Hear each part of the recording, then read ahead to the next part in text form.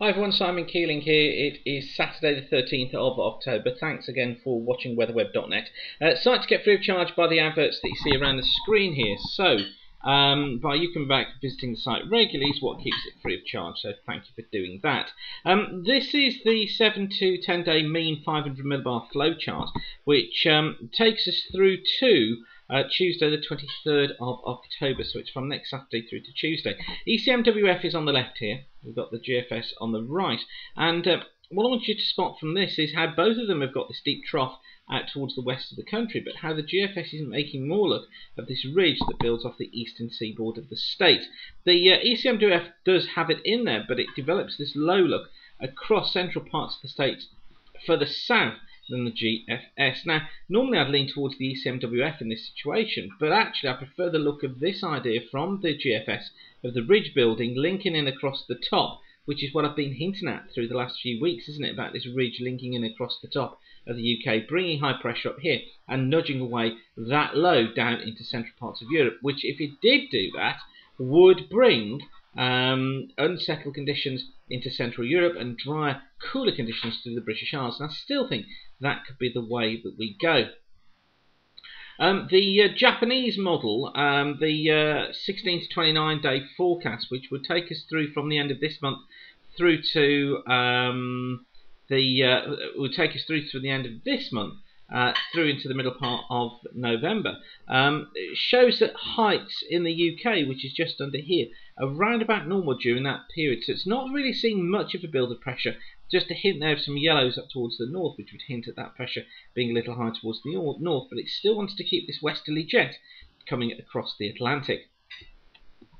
So no real signs of any real cold weather showing up just at the moment on the models. Yesterday was looking like the end of the month would become much colder. It's being picked up on the models, but at the moment it's not. That's not to say that's not going to happen. I still think that through this period here, where you can see that there's a slight downturn in temperature, we will find cooler air moving in.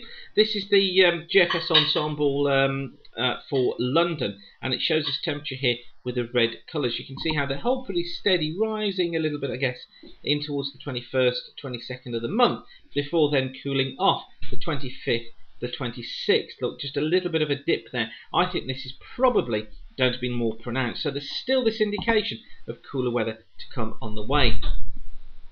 So how do we see in terms of this week? Well, this is the chart for tomorrow. This is the frontal forecast chart for tomorrow. There's the UK. Look, we've got a weak occluded front affecting southern parts of Scotland, northern parts of Ireland, bringing some cloud and some rain here.